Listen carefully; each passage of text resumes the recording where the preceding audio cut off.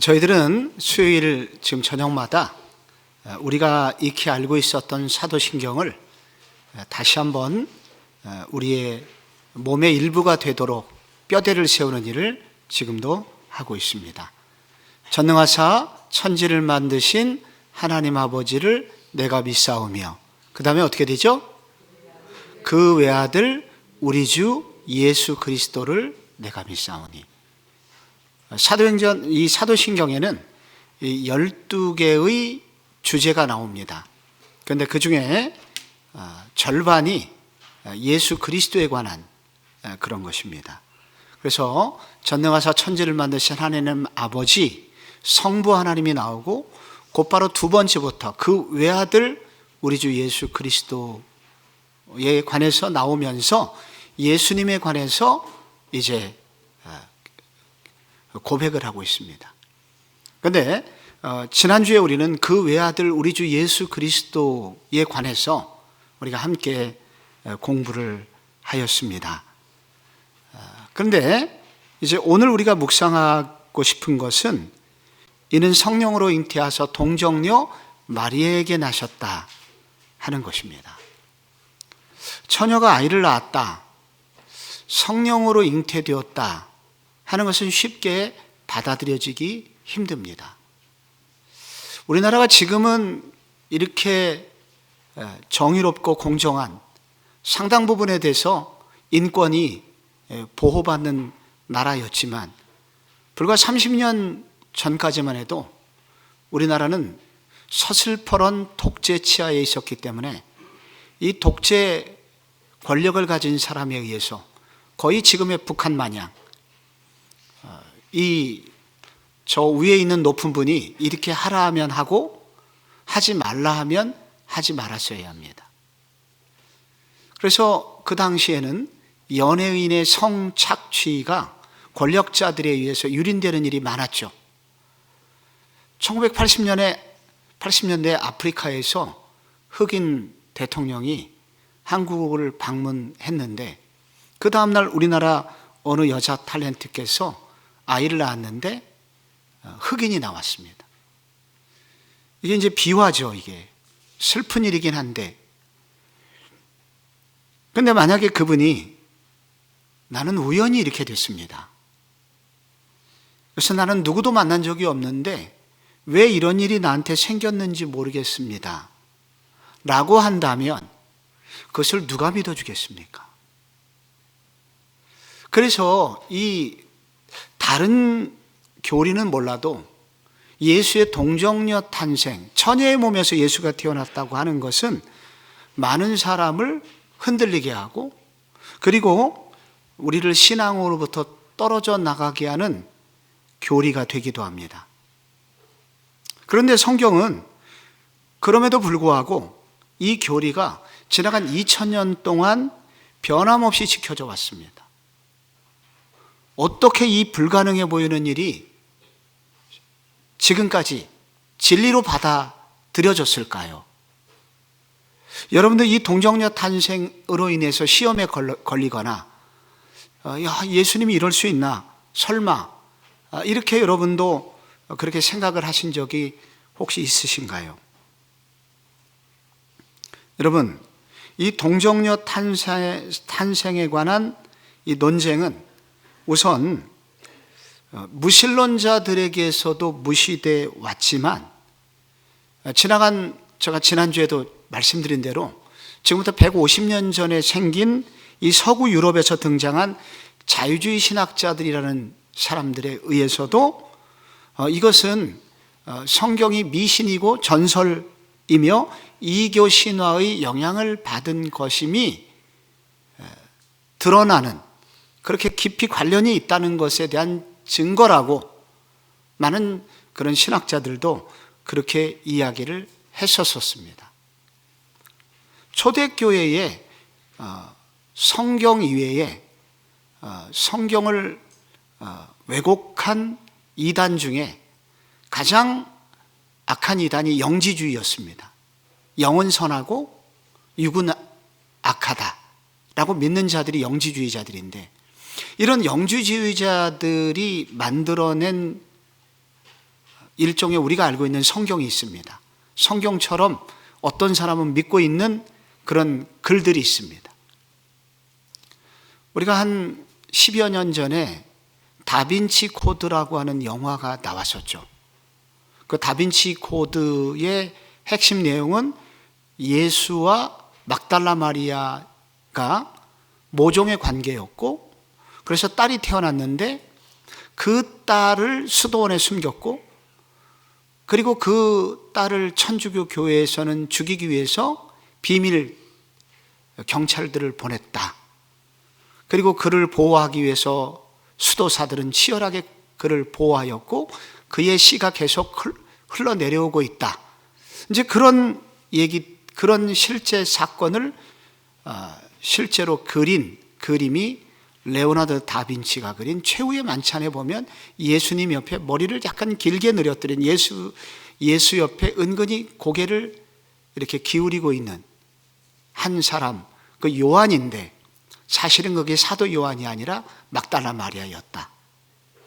이게 다 뭐냐면 초대교회 영지주의의 문서에서 나온 그런 내용을 가지고 그렇게 소설화한 그런 것들입니다. 그래서 초대교회 영지주의 문서들을 보면은 예수는 마리아와 로마 군인 사이에서 태어난 사생아였다. 왜냐하면 특별히 이 마리아가 살던 동네는 갈릴리 지방이었고, 이 갈릴리 지방은 국경과 잇닿아 있기 때문에 외세의 침입이 많이 있었습니다. 그래서 그 변방에서 그렇게 그 로마 군인에 의해서 유린을 당했고, 그 결과 아무도 모르게 이 아이를 이렇게 낳아야만 했는데, 그래서 오늘날 우리가 알고 있는 그런 신화적 예수가 만들어진 것이다. 그렇게 주장하시는 분들이 계셨습니다. 그리고 특별히 예수님이 부활하신 이후에 또 하나의 소문이 있었는데, 그는 원래 평범한 인간이었으나 예수께서 세례 받으실 때 이는 내 사랑하는 아들이요 내 기뻐하는 자라 하는 마가복음 3장에 나오는 이런 것을 근거로 해서 사실은 예수가 원래 평범한 인간이었으나 바로 그 세례 사건을 기점으로 해서 하나님의 아들로 입양이 된 것이다. 원래는 인간이었는데 중간에 입양이 돼서 신의 아들로 둔갑을 한 것이다 라는 주장이 굉장히 1세기에 많이 번져 있었는데, 이런 소문을 만들어낸 자들은 바로 예수의 부활을 거부하는, 부활을 교묘하게 왜곡하고 불신을 조장하려는 유대인들에 의해서 정교하게 만들어진 그런 소문이었습니다. 이런 소문들이 1세기에서 많이 있었다는 내용은 무슨 얘기냐면, 동정녀 탄생은 어떻게 있을 수 있냐 하는 동정녀 탄생을 부인하는 얘기들입니다. 이건 1세기에도 믿기 어려운 사건이었다는 거예요. 그래서 이런 소문들이 1세기에 파다하게 있었습니다. 그럼에도 불구하고 그 1세기를 뚫고 그것이 사실이었다는 것이 증거되고 전해지면서 지금까지 내려오게 되었다는 것입니다. 이런 황당해 보이는 내용을 우리는 어떻게 믿을 수가 있을까? 우리는 무엇을 의지해서 이것을 믿을 수 있을까요? 우리가 믿을 수 있는 것은 사람의 소문이나 말이 아니라 성경입니다. 그래서 성경은 무엇이라고 말하고 있느냐? 이게 중요한 거예요. 그래서 성경을 보면은 이것을 어떻게 표현하냐면, 동정녀 탄생은 구약의 예언의 성취이다 라고 그렇게 얘기를 합니다. 여러분이 가진 교환에는 나와 있질 않아요. 중간에 조금 수정을 했습니다. 이게 여러분 잘 알고 계시는 이사야 7장 14절 한번 읽어볼까요? 자막을 보고 시작. 보라, 처녀가 잉태하여 아들을 낳을 것이요 그 이름을 임마누엘이라 하리라. 이게 이사야는 BC 700년경 사람이잖아요. 약 750년 전후에서. 여러분, 그래서 이 이사야가 700년 후에를 예언을 하고 있는 것입니다. 이것은 물론 그 당시의 정형에서 히스기야의 아들 정도를 우선 예언을 한 것인데, 이것은 궁극적으로 결국은 진정한 이러한 그 처녀가 잉태하여 아들을 낳는 일은 결국은 예수에게서 이루어집니다. 그래서 이게 700년 전에 예언된 건데, 마태복음 1장 21절은 이렇게 말합니다. 아들을 낳으리니 그 이름을 예수라 하라. 이는 그가 자기 백성을 그들의 죄에서 구원할 자이심이라 아니라. 그래서 결국은 그 마태복음 21장 요 앞뒤 전후에 바로 이 이사야서의 그와 같은 예언이 그대로 마태복음에서 1세기에 성취되었다는 것을 보여줍니다. 마태복음 2장 6절에서도 또 유대 땅 베들레헴아 너는 유대 고을 중에서 가장 작지 아니하도다. 내게서 한 다스리는 자가 나와서 내 백성 이스라엘의 목자가 되리라 하였음이니라. 하면서 계속해서 마태복음 무슨 얘기를 하냐면, 이 예수님의 이 탄생은 구약의 성취였다. 구약에 많이 예언이 되어 있었는데 이것이 신약에 성취된 것이다라는 것을 계속해서 강조하면서 구약의 예언의 성취를 계속 말하고 있습니다. 지겨울 정도로 말을 해요. 자세히 찾아보면. 여러분, 이것을 왜 강조하냐면 이것은 우연히 벌어진 일이 아니었다는 것입니다. 누군가 정교하게 계획하였고 그리고 그것을 성취한 사건이라는 것입니다. 그래서 이것은 여러분, 이 구약의 예언이, 예수에 대한 예언이 약 300개 정도가 됩니다. 그런데 이 300개가 그대로 다 맞아떨어졌어요. 예수님께. 이름도 그렇죠, 처녀의 잉태도 그렇죠, 동네도 그렇죠. 이렇게 예수에 관련된 300개 정도의 예언이 예수에게 정확히 맞아떨어졌습니다. 그래서 이게 통계학자들은 이제 지구상에 5cm 높이의 동전을 뿌려놓고 쌓아놓고 거기에 X자 하나를 동전이 뿌려서 겉으로 드러날 수도 있고 밑에 묻힐 수도 있는데, 헬기 타고 지나가다가 그 동전을 발견할 확률로 그 300개의 예언이 정확히 맞으려면 그렇게 될 정도로 어렵다는 거예요. 그래서 이것은 우연히 벌어진 일이 아니라 누군가 정교하게 계획하고 성취하지 않으면 일어날 수 없는 일이라는 것입니다. 그래서 예수의 이 동정녀 탄생은 하나님에 의해서 고안되었고 그리고 성취된 것이다. 그래서 이러한 성경의 예언과 성취의 구조를 보면 예수는 본성적으로 신적인 존재지 어느 시기에 신의 아들로 입양된 것이 아니라는 것을 말해주고 있고, 또 로마 군인의 사생아가 아니었다 하는 것을 이 성경은 치열하게 밝히고 있다는 겁니다. 또 하나는 정교한 역사적 서술을 우리가 볼 수가 있어요. 누가복음 1장을 우리가 읽어보면은 거기에 예수님의 탄생 전에 사가랴가 나옵니다. 그리고 또 누가 나오죠? 그의 아내 엘리사벳이 나옵니다. 그리고 사가랴가 어느 동네에 살고 있었고 누구의 후손이었고 사가랴의 직업이 뭐였고 정교하게 나옵니다. 그리고 예수님이 어떻게 낳게 됐는지 천사의 방문과 수태고지에 관한 매우 긴 기술을 하고 있습니다. 그리고 누가복음의 앞부분에 1장의 데오빌로여 하면서 지금까지 우리에게 이루어진 사실에 관하여 이제 내가 기술하겠습니다 하면서 정교한 역사적 기술을 하고 있습니다.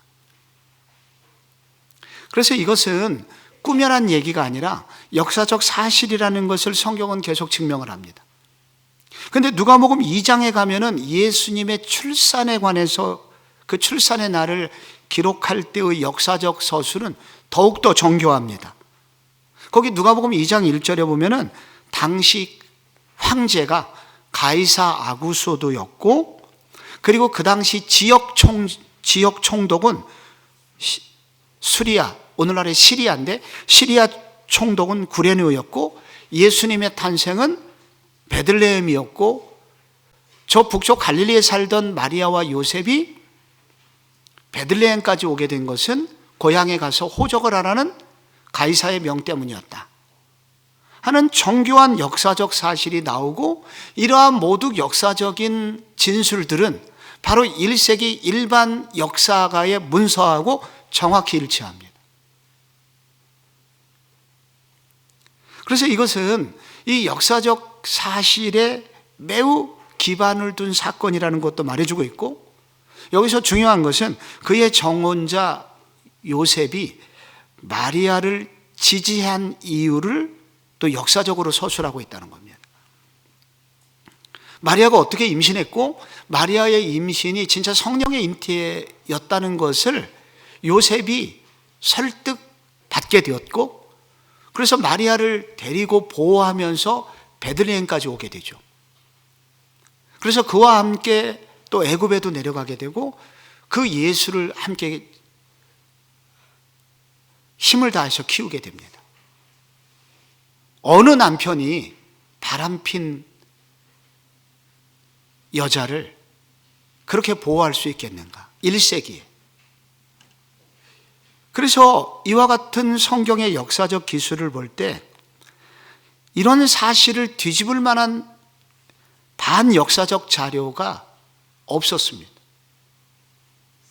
이것이 거짓이라는 증거가 없는 한 이 역사적 진술을 기록하는 성경을 거부할 이유는 조금도 없는 거예요. 정교한 역사적 서술에 의해서 이 동정녀 탄생에 관한 기술은 지금까지 되어 왔다는 것입니다. 그래서 우리는 이 역사적 사실의 성경적 기술과 그리고 구약과 신약의 정교한 예언과 성취의 구조를 통해서 이것을 받아들여야 된다. 물론 이것을 받아들이는 것은 믿음인데, 무작정 우리가 믿는 것이 아니라 이와 같은 성경의 기록을 우리가 의지해서 믿는 것입니다. 그래서 성경을 믿는 것이 우리가 소문을 믿는 것은 아니라는 겁니다. 여기서 우리는 동정녀 탄생에 앞서서 성령으로 잉태하사라는 부분이 먼저 나옵니다. 성령의 도우심으로 예수님이 잉태하셨다는 겁니다. 그런데 여러분, 성령이 잉태를 도우셨다는 것은 무슨 뜻일까요? 성령이 마리아로 하여금 잉태를 도왔습니다. 근데 누가복음 1장 34절을 거기 보시면은 성령이 어떻게 도왔냐고 하면은 그 1장 35절 보면은 천사가 대답하여 이르되 성령이 내게 임하시고 지극히 높으신 이의 능력이 너를 덮으시리니 이러므로 나실 바 거룩한 이는 하나님의 아들이라 일컬어지리라. 여기 덮으시다라고 하는 것은 그늘지게 하다라는, 영어로는 오버섀도우드인데 그늘지게 한다는 거예요. 감싸다는 뜻입니다. 이게 이제 구약에서 나온 단어인데, 구약에 회막을 지었지 않습니까? 성막을 지었잖아요. 그 성막을 지었을 때 출애굽기 40장 35절에 보면은 모세가 회막에 들어갈 수 없었으니 이는 구름이 회막 위에 덮이고 여호와의 영광이 성막에 충만하였다. 구름이 회막 위를 덮었습니다. 구름이 덮으니까 내리쬐던 태양빛이 가리워졌고, 그 밑에 있는 사람들은 서늘함 속에서 회막에서 제사하고 회막에서 예배를 드릴 수 있었다는 거예요. 그래서 이렇게 이 덮으셨다는 것은 완전한 보호를 말합니다. 이렇게 도와주셨다는 거예요. 그래서 마리아가 성령으로 잉태했다, 이 말은 성령이 그를 덮어주셨다, 가리워주셨다, 그런 뜻이거든요. 그런데 이게 이제 시편 91편 4절에 코로나 때 유행했던 구절인데, 여기에는 또 이 덮다는 관련된 이런 구절도 나옵니다. 그가 너를 그의 깃으로 덮으시리니 내가 그의 날개 아래에 피하리로다. 그의 진실함은 방패와 손방패가 되시라니 너는 밤에 찾아오는 공포와 낮에 날아드는 화살과 어두울 때 퍼지는 전염병과 밝을 때 닥쳐오는 재앙을 두려워하지 아니하리로다. 이렇게 나오는데, 이 덮어주시면 무슨 일이 생기냐면 외풍도 막아주실 뿐만 아니라 내면의 공포도 막아주실 뿐만 아니라 전염병과 재앙을 막아주신다. 이거를 막아주신다는 뜻으로 이 덮으시다는 단어를 쓴 것입니다. 그러니까 성령께서 마리아를 보호해 주셨고 성령으로 잉태했다는 말은 성령께서 마리아라는 여자를 그분의 능력의 팔로 마리아를 완전히 덮으시고 보호해 주셨다는 뜻입니다. 그러니까 어떤 남성으로부터도 보호를 해 주셨다는 뜻이고, 잉태 기간부터 출산에 이르기까지 완전히 보호해 주셨다는 뜻이고, 그리고 마리아를 어떤 공포와 재앙과 전염병으로부터 보호해 주셨다는 것입니다. 그래서 마리아는 잉태 전에도 처녀였고 잉태 후에도 처녀로 보존되었다 하는 의미를 담고 있는 것입니다.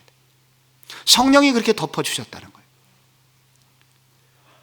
근데 여기서 예수님의 동정녀 탄생에 앞서서 성령으로 잉태되었다는 것을 강조하는 이유가 있습니다. 예수는 이 성령의 능력으로 오시는 완벽한 하나님의 아들이었다 하는 것을 먼저 강조하고 있는 것입니다. 성령으로 잉태되었기 때문에 그분 속에는 죄가 없었다는 것입니다. 그럼 완전히 의로우신 분이었다는 것입니다. 그래서 우리는 예수님이 우리를 이제 구원해 주시기 위해서 오셨는데 그분이 우리의 구원자가 되실 수 있는 조건이 필요합니다. 우리를 구원하려면 우리를 구원할 수 있는 능력이 있어야 되고, 또 우리가 갖고 있는 죄 문제를 해결해 주시려면 그분은 죄가 없어야 됩니다. 그래서 고린도후서 5장 21절에 하나님이 죄를 알지도 못하신 이를 우리를 대신하여 죄로 삼으신 것은 우리로 하여금 그 안에서 의가 되게 하려 하심이로다. 우리가 의인이 될 수 있는 하나님의 의 덩어리가 된 거예요. 우리가 그렇게 될 수 있었던 이유가 뭐냐면은 죄를 알지도 못하신 그분이 우리의 모든 죄를 대신 짊어지셨기 때문이다 하는 것을 설명을 해주고 있는 것입니다. 그래서 예수 그분은 어떤 분이시냐? 완전한 하나님의 아들이셨다. 그래서 우리는 그분이 완전한 하나님의 아들이셨다는 것을 이후에 그분의 사역의 현장에서 우리는 알게 되죠. 특별히 풍랑의 현장에서 바람아 잠잠하라 이렇게 했을 때 바람이 멈는 일, 자연 만물이 정지할 수 있는 것, 나병 환자처럼 불치의 병을 말씀 한마디로 고쳐주신 것, 이것을 볼 때 우리는 그분이 하나님의 아들이심이, 진정한 하나님의 아들이심을 우리는 이후에 많이 알게 됩니다.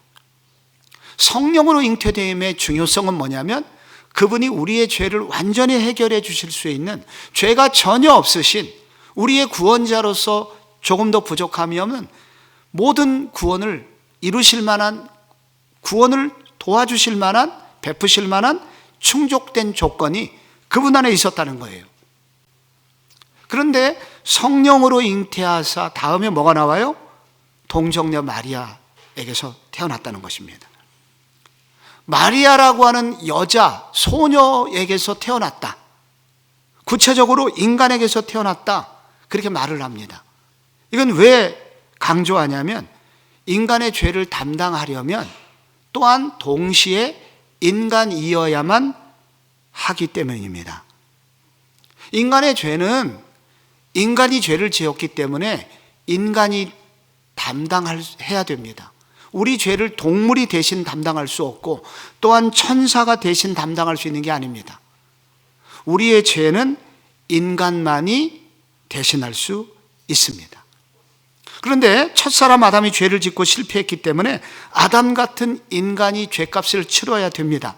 그래서 예수님은 인간의 대표자로서 이 땅에 오셨다는 것입니다. 그래서 동정녀 탄생이 중요한 거예요. 로마서 5장 12절이 이것을 강조합니다. 그러므로 한 사람으로 말미암아 죄가 세상에 들어오고 죄로 말미암아 사망이 들어왔나니 이와 같이 모든 사람이 죄를 지었으므로 사망이 모든 사람에게 이르렀느니라. 그러나 아담으로부터 모세까지 아담의 범죄와 같은 죄를 짓지 아니한 자들까지도 사망이 왕노로 타였나니 아담은 오실 자의 모형이라.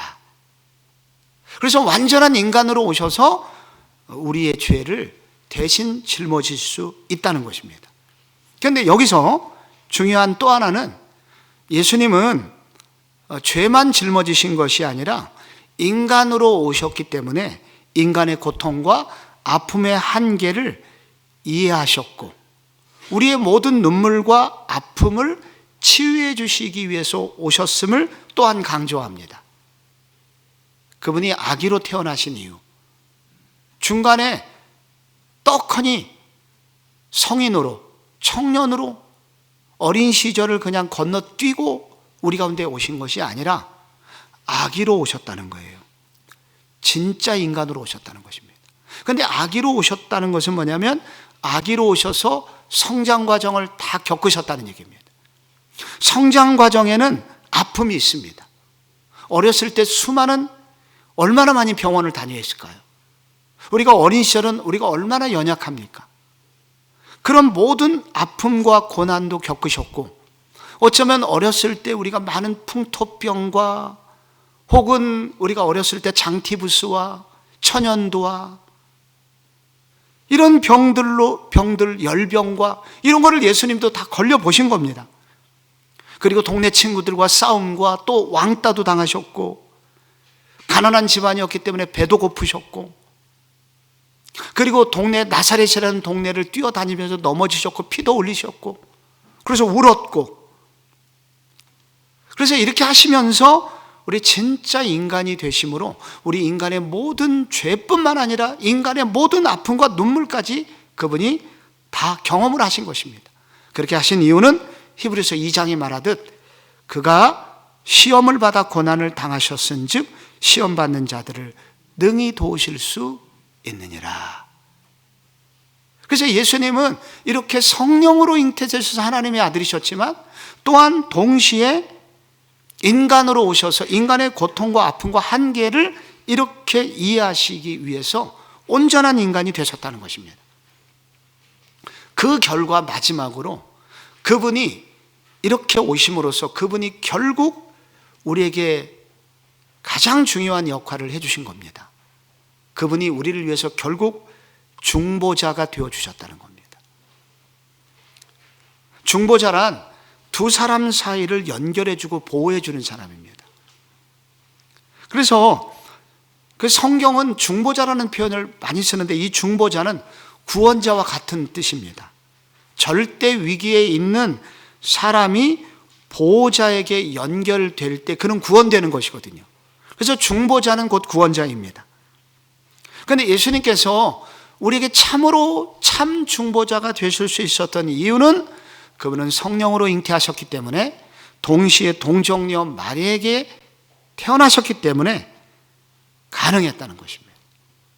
그래서 그분은 지금도 우리 십자가에서 우리의 죄를 위해서 우리의 죄 문제를 완전히 해결해 주심으로 하나님과 죄인된 우리를 연결해 주셨을 뿐만 아니라 지금은 우리를 위해서 무엇을 하고 계십니까? 로마서 8장 34절에 누가 정죄하리요? 죽으실 뿐 아니라 다시 살아나신 이는 그리스도 예수시니 그는 하나님 우편에 계신 자요 우리를 위하여 간구하시는 자신이라. 지금도 우리들을 위해서 중보기도 하고 계신다. 그래서 우리를 완전한 죄로부터 구해 주셨을 뿐만 아니라 지금 우리가 만나고 있는 고통과 눈물로부터도 우리를 지금도 건져주시고 도와주시는, 그래서 이는 참 중보자의 역할을 감당하고 계신다는 겁니다. 한 수년 전에 우리 청년부에 여러 동아리가 있는데 청년들이 만나서 독서 모임도 있고 기도 모임도 있고 또 선교, 단기 선교 준비하는 팀도 있고 여러 이제 문서 편집 팀도 있고 영상 제작 팀도 있고, 근데 그 중에 보드게임 동아리가 있었습니다. 이건 순전히 노는 거예요. 게임입니다, 게임. 여러분, 교회에서 이런 거 하면 됩니까, 안 됩니까? 된다는 사람과 안 된다는 사람, 이 둘 사이가 첨예하게 이제 우리의 생각에 따라서 나뉘어지게 되는데, 아니, 게임을 교회에서 예배 끝나고 그런 동아리를 만들어서 한다는 것은 저는 좀 이해하기가 좀 힘들었습니다. 그래서 그 얘기를 듣고 얼마 후에 제가 그 팀을 해체시키려고 굳은 결심을 했고, 그 내가 그렇게 결심했다는 사실이 어떻게 누가 알았는지 그 소문이 번져나가게 됐습니다. 근데 그때 한 자매가 저를 찾아와서 울기 시작했습니다. 없애지 말아달라고. 그것도 내가 자기 직전에 한밤에 제 방으로까지 찾아와서 울기 시작했습니다. 없애지 말아달라고. 그래서 못 없앴습니다. 제 큰딸 얘기입니다. 제 큰딸이 자기도 거기 멤버인데 제발 없애지 말아달라는 거예요. 교회가 예배만 드리는 곳이냐. 그리고 우리가 인간적으로 친해져야, 그리고 우리가 복음도 함께 전하러 가는 거지. 그리고 세상을 이렇게 이해 못해서 어떻게 우리가 세상 사람과 또 하나가 되겠냐. 뭐 말이 많더라고요. 저는 못 없앴습니다. 그래서 그 모임이 꽤 오랫동안 유지가 됐습니다. 제 딸이 중보자가 된 거죠. 그래서 이 중보자라고 하는 것은 힘도 있어야 되지만, 그러나 그들과 함께하는 그 눈물과 아픔과 쓰라림을 같이 경험하는, 그들을 이해하는 그 눈물이 있을 때, 그리고 동시에 그런 힘이 있을 때 진정한 중보자 역할을 할 수 있는 것입니다. 우리 구주 예수 그리스도께서 우리의 진정한 중보자가 되어주심은 그가 성령으로 잉태되었다는 능력이 있다는 것과 아버지라는 그분의 백이 있었다는 것과 동시에 동정녀 마리아에게 나시는 우리의 죄와 우리의 죄를 이해하시고 우리의 눈물과 아픔을 이해하시는 진정한 인간이셨기 때문에 가능했다는 것입니다. 그러므로 우리는 이게 성령으로 잉태하셔 동정녀 마리아에게 나셨다는 이 진리를 우리는 그냥 머리로만 알아서는 안 되고, 이것이 내 몸의 일부가 되어야 됩니다. 이것이 내 속에서 막 살아 역사하는 그런 역사가 일어나는 능력이 되게 만들어야 됩니다. 그래서 이 동정녀 탄생에 관한 것은 적어도 우리에게 이런 도전을 줍니다. 하나님 그분은 어떤 분이실까? 때때로 자연 법칙을 초월하여 일하시는 하나님, 이 심을 보여주십니다. 이 동정녀 탄생의 교리를 확실히 믿으면은 이렇게 하나님이 때로는 하나님이 자연 법칙을 초월하시는 분이시구나 하는 것들을 우리로 믿게 만들어줍니다.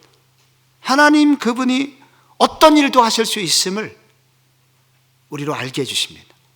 그래서 성경에 사라라고 하는 여자가 90세가 됐는데 아들을 낳았다. 이게 믿겨지기 힘들었다가도 동정녀 탄생의 이 교리를 우리가 신뢰하게 되면은 사라가 90세에 이삭을 낳게 된 것은 아무것도 아니게 됩니다.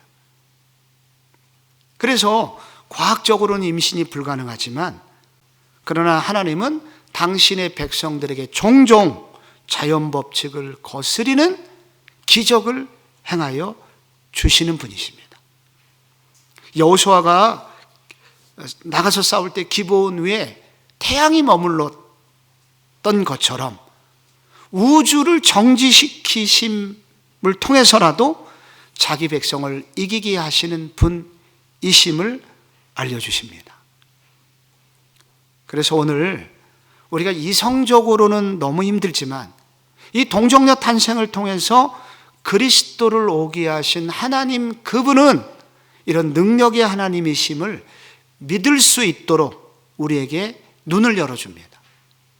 그러므로 성도 여러분, 하나님 그분이 이 동정녀 탄생을 가능하게 하셨던 이 하나님의 능력을 여러분 오늘도 신뢰한다면, 우리의 삶에 정말 내 힘으로 넘어설 수 없는 것들을 넘어서게 해주실 수 있는 분이 나의 하나님이심을 신뢰하고 그분을 찬양하고, 또 그런 은혜가 여러분의 삶의 속에서도 경험될 수 있기를 바랍니다.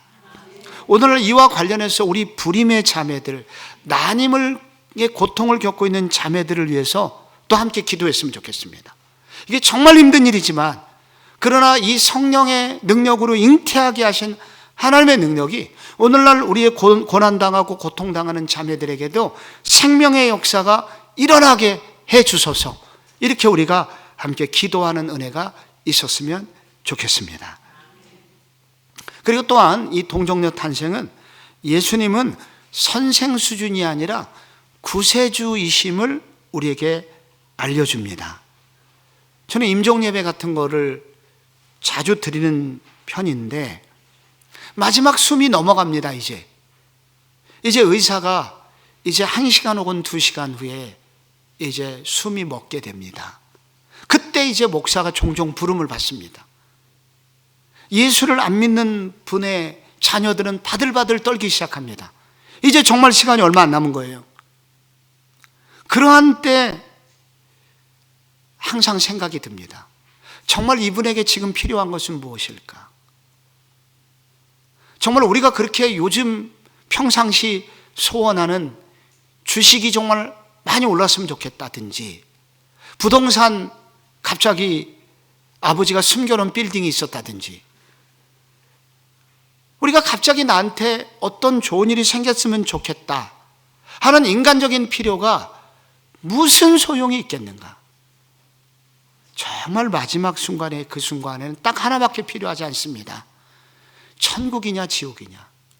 이분이 이제 숨이 끊어진 이후에 천국을 갈 거냐 지옥을 갈 거냐, 이거 외에는 소망이 없습니다. 그래서 이 동정녀 마리아에게 나시고라는 이 교리는 예수는 선생님이 아니라 우리의 구원자이십니다 라는 것을 알려주는 것이며, 이 교리만큼 절박하고 중요한 교리가 없다는 것을 말해주고 있는 겁니다. 저는 이 성령으로 잉태되었다는 이 예수님의 탄생 기사를 읽으면서 우리가 오늘날 해야 되는 기도가 있다면, 이렇게 성령으로 덮여지기를 우리도 소원해야 된다. 여러분, 우리가 방금 읽었던 바로 그 마리아가 성령으로 덮여졌을 때, 이 마리아는 당시 14세의 소년이었습니다. 갈릴리 촌동네 나사렛, 가난하기 짝이 없는, 글쎄 우리가 오늘날 어느 동네에 여기를 비유하면 좋을까요? 참 미안한 말이지만 요즘 우리가 텔레비전에서 보면 아프리카 어느 나라 기아에 허덕이고 있는 그 나라들 있잖아요. 그 나라에 뱃상 마른 어떤 아이들이 보이지 않습니까? 비슷합니다. 1세기 나사렛 식민 통치를 받고 있었던, 그것도 가난한 시골 동네의 마리아. 근데 소망이 전혀 없었는데, 바로 그녀가, 그 작은 소녀가 결국은 지나간 2000년 역사 속에 가장 존귀한 여인으로 높임을 받았잖아요. 이유는 딱 한 가지, 성령으로 덮여졌기 때문이다. 성령이 덮어주실 때 그런 일이 생긴다는 거예요. 그래서 우리도 이 말씀을 보면 성령으로 덮여지기를 소원해야 된다. 성령이 덮어주시면 달라진다는 거예요. 그런데 이 성령이 덮여질 때, 이 성경에 보면은 이 덮여진다는 단어가 사도행전에 몇 차례 쓰입니다. 그런데 사도행전 5장에 보면은 이 유사한 얘기가 나와요. 이제 이게 누가복음에 덮여졌다는 얘기가 나오고, 누가복음에 이제 실천편인 사도행전에서 성령으로 덮여지면 무슨 일이 생기냐 구체적으로 하면서 나오는 게 사도행전 5장 15절이에요. 심지어 병든 사람을 메고 거리에 나가 침대와 요위에 누이고 베드로가 지날 때에 혹 그의 그림자라도 누구에게 어떻게 해요? 덮일까 바라고. 예루살렘 부근에 수많은 사람들도 모여 병든 사람과 더러운 귀신에게 괴로움 받는 사람을 데리고 와서 다 나음을 얻으니라. 성령이 덮여주시면 이런 일이 벌어진다는 것입니다.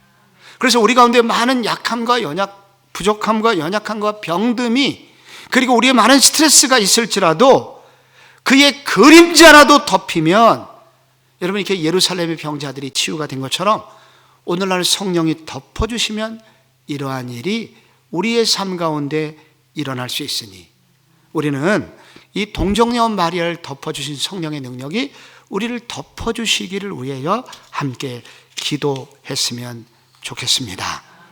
저는 교회에 많은 간증들이 있잖아요. 우리 교회도 놀라운 일들이 사실은 목회 현장에서, 우리 교회 현장에서 수많은 병자들이 사실은 낫고 있습니다. 그런데 이제 우리가 낫지만은 동시에 기도와 함께 또 천국에 가시는 분도 공존하고 있어서 이것을 공개적으로 무슨 이야기를 쉽게 할 수는 없습니다. 누군가는 아픔이 될 수도 있기에. 그러나 분명한 것은 우리가 이렇게 성령이 덮어주심을 놓고 기도할 때 교회에는 많은 놀라운 기적들이 오늘도 계속 일어나고 있습니다. 성령의 덮어주심이 일어날 때 이런 놀라운 역사가 일어나고 있습니다. 2015년 5월 16일에 우리 교회 어느 젊은 엄마가 경미한 교통사고를 당했는데, 그때 초등학교 4학년 우리 딸이 신경 조직이 무너지면서 다발성 경화증에 걸렸습니다. 이건 뭐냐면은 사람이 느낄 수 있는 최악의 통증을 말합니다. 출산할 때 엄마가 느끼는, 산모가 느끼는 고통의 10배 정도의 고통입니다.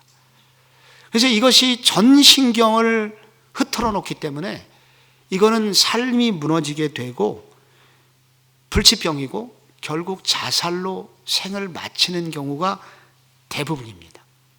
그런데 이 엄마가 인터넷을 뒤져보다가 이 병이 가끔 낫는 경우가 있는데 거기에 보니까 목사님들이 기도할 때 그렇게 된다. 그걸 읽게 된 거예요. 거기에 희망을 걸고 저를 찾아온 겁니다. 온 교회가 기도를 했었습니다. 여러분 잊어먹겠지만 이게 몰핀을 통해서 연명도 하고 많은 그런 수준이 되었지만은 당연히 학교도 못 가고 걷지도 못하고 그랬었는데 교회는 그를 위한 기도가 끊이지 않았었죠. 그러다가 2016년 1월 16일에 8개월 만에 그 딸이 일어나게 되었고 걷게 되었고 완전 치유가 되었습니다. 그래서 그 기쁜 소식이 이제 저한테 전해져 왔습니다. 우리가 성령이 지극히 높으신 이가 이게 덮어주시면, 덮어주실 때 이러한 일이 일어난다는 겁니다. 그래서 동정녀 마리아에게 나시고라는 이 신앙 고백은 그냥 단순히 되어지는 것이 아니라 우리가 진실로 믿음으로 이걸 고백할 때, 이 믿음의 고백을 할 때 우리 하나님께서는 우리가 필요하다고 여겨주실 때 우리에게 이런 능력도 베풀어 주신다는 것입니다. 그러므로 오늘도 우리의 삶의 현장에서 우리는 함께 기도해야 됩니다. 자연 법칙을 초월하 일하시고 구세주이신 주님이 오늘도 우리를 덮어 주옵소서. 이런 은혜가 우리의 삶 가운데 체험되는 역사로 이어지시기를 축복합니다.